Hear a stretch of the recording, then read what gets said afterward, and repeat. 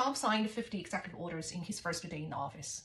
Among all the orders, the most controversial one is the birthright citizenship executive order. He expects to use executive order to change the U.S. Constitution law. U.S. Constitution 14th Amendment specifically says all the persons born or naturalized in the United States and subject to the jurisdiction, therefore, are citizens of the United States. So this is the exact language in 14th Amendment. Trump expects to use an executive order to change the 14th Amendment. What does that mean? Trump adds condition. So if you are born in the US, one of your parents has to be at least US green card holder or US citizen in order for the baby to enjoy US citizenship. It affects every foreigners in the US, legally or illegally. If you are illegally in the US, and if your spouse is not US green card or US citizen, your baby is not US citizen. If you are legally in the US, holding F student visa, holding visitor visa, holding H-1B, L, O, TN working visa, your baby is not US citizen. So this caused fear, nervous, worry, anxiety in all the foreign communities, especially Indian communities. Indian foreign workers, they have to wait 20 to 30 years in the employment-based green card path. So their best bet is to give birth to a US citizen, wait until they grow up to 21 years old in order to legally sponsor their parents for family-based green card.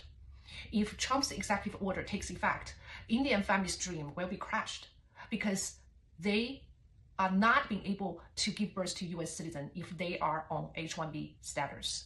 So that means the only way for them to ever get a green card is wait in the long waiting path under the employment-based immigration.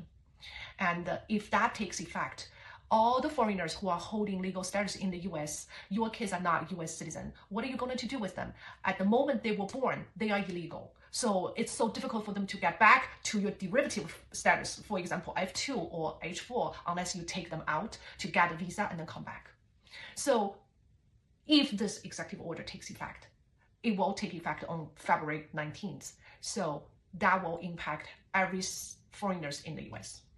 Then the next question is, how likely this executive order is going to change US Constitution law? Then we need to see what's the procedure he has to go through in order to change.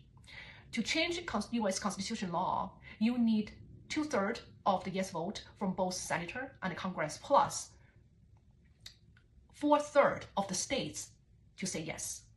So that means from the Senator, we need a 60 vote.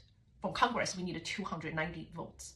So even Republicans take the majority of both House and Senator. In order to get that many votes, not only you need all the Republicans to be on board, you also need a decent amount of Democrats to be on board. And 4/3 of the states to also pass it.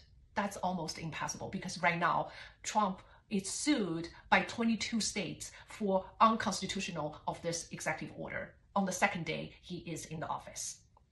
Then what do we expect next?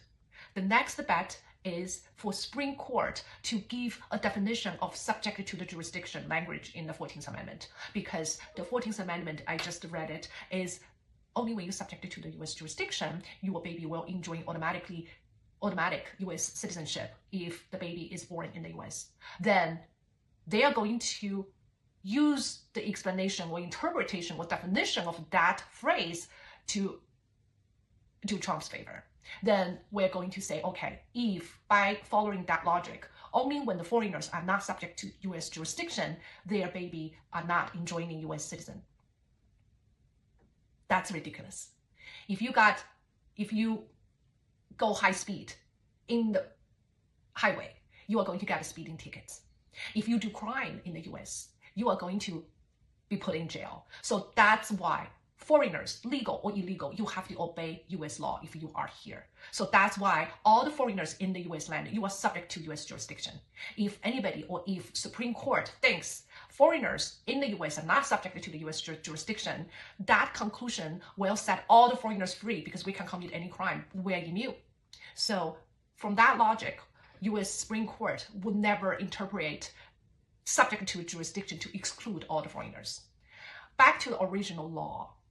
Only those two categories are not subject to the U.S. jurisdiction. One is the foreign countries' diplomatics. So they are in the U.S. land, but they represent their country. They enjoy the immunity in the United States, so they are not subject to the U.S. jurisdiction. Another category is the enemy country. If two countries are in war, our enemy, they are in U.S. land. They are not subject to the U.S. jurisdiction. Only those two categories are originally identified as the person who are not subject to the U.S. The rest, even you are foreigners, legal or illegal, you are subject to U.S. jurisdiction. So it's highly unlikely that U.S. Supreme Court will support Trump's interpretation on the subject to jurisdiction in order to do his favor.